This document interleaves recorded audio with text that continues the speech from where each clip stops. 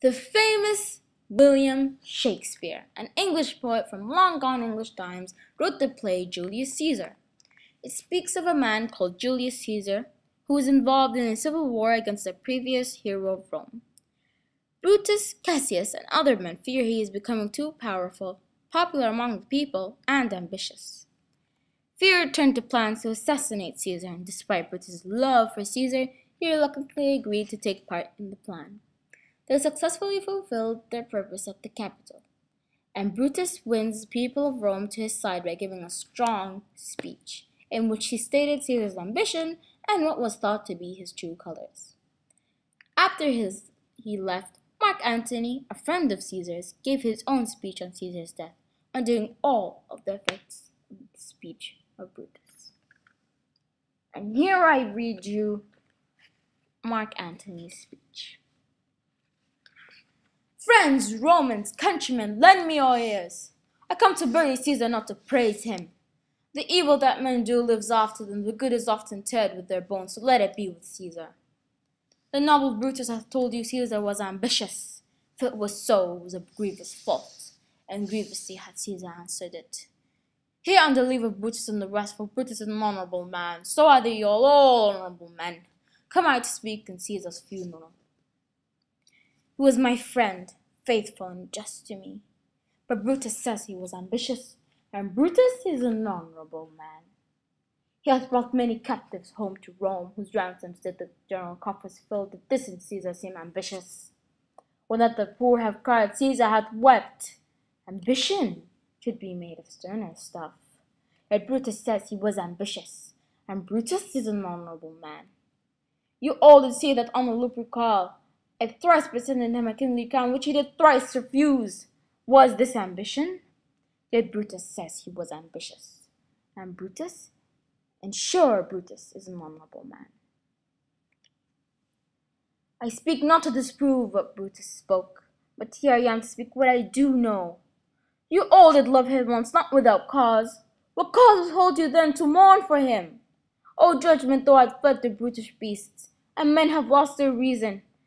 Bear with me, my heart is in the coffin there with Caesar, and I must pause till it come back to me. Now, in case you have not understood a word I have said, for I cannot blame you, I will read you the translation I have done myself.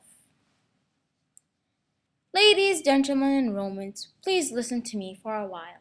I have not come to flatter Caesar, but only to bury him. Even after death, the evil done by men is remembered, and yet the good is often buried along with them, so let it be buried with Caesar. Brutus, a noble man, has informed you of Caesar's ambition. If it is true, then this was a terrible mistake, and Caesar has paid for it terribly. Brutus and the rest are all honourable men, and they have given me permission to speak in Caesar's funeral. He was a friend of mine, always faithful and fair to me, and yet Brutus called him ambitious, and Brutus is an honourable man. He brought us many captives from war, whose ransoms brought us money. Did this make Caesar seem ambitious? When the poor cried, Caesar wept. Ambition should be stronger than this, and yet Brutus calls him ambitious, and Brutus is an honourable man. All of you saw that on the Lupercal I offered him the crown 3 times, and he refused it 3 times. Was that ambition?